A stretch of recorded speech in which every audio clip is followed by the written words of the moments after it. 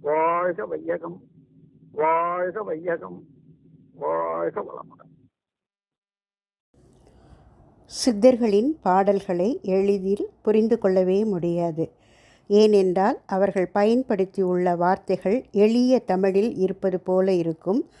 சுத்த தமிழ் பாடல்களாக கூட இருக்கும். ஆனால் அதன் உள் அர்த்தம் தெரிந்து கொள்வது மிகவும் கடினம். சுவாமிஜி ஒரு பாடலுக்கு கொடுத்த விளக்கத்தை பார்க்க இருக்கிறோம். பாடல்: முக்காலை ஊன்றி மூவிரண்டு போகையிலே 5 தலை நாகம் அழுத்தி கடித்ததுவே. 10 ரத புத்திரனின் மித்திருவின் சத்துருதன் பத்தினியின் கால் எடுத்து தே என்பது அந்த பாடல். முக்காலை ஊன்றி அப்படின்னா 2 கால்களோடு தடியை ஊன்றி கொண்டு போகிறான் ஒருவன். அவனது காலில் நெருஞ்சி முள் குத்துகிறது. நெருஞ்சி முள்ளில் பொதுவாக 5 முள் இருக்கும். அதை 5 தலை நாகம் அழுத்தி கடித்தது. என்னையா காலை தூக்குகிறாய் என்று கேட்டவன் அதற்கு தீர்வு சொல்கிறான்.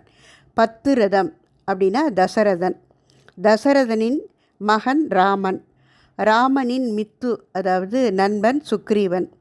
சுக்ரீவனுடைய சத்ரு வாலி. சத்ருன எதிரி. வாலியினுடைய மனைவி பெயர் தாரை.